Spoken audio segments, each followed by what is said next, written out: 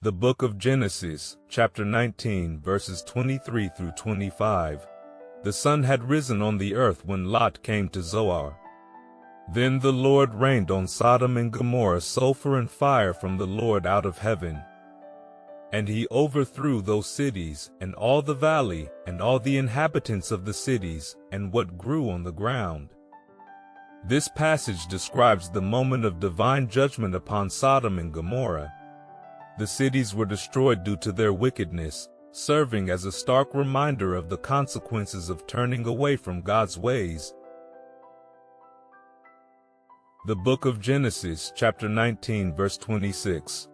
But Lot's wife, behind him, looked back, and she became a pillar of salt.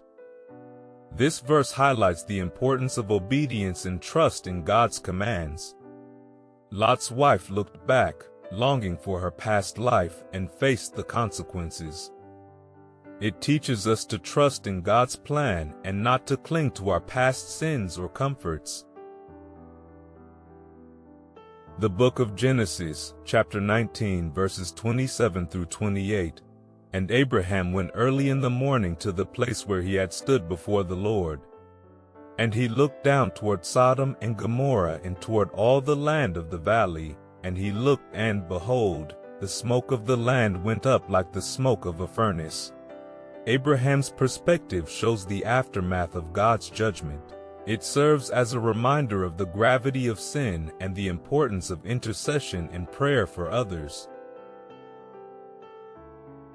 The book of Genesis, chapter 19, verse 29. So it was that, when God destroyed the cities of the valley, God remembered Abraham and sent Lot out of the midst of the overthrow, when he overthrew the cities in which Lot had lived. This verse emphasizes God's mercy and faithfulness. Despite the destruction, God remembered Abraham's faith and spared Lot. It reassures us that God is merciful and listens to the prayers of the righteous. In conclusion, the story of the destruction and aftermath of Sodom and Gomorrah is a powerful reminder of God's justice and mercy. It calls us to live righteously, trust in God's plan, and intercede for others. Let us take this lesson to heart and strive to grow in our faith, knowing that God is always with us, guiding and protecting us. Amen.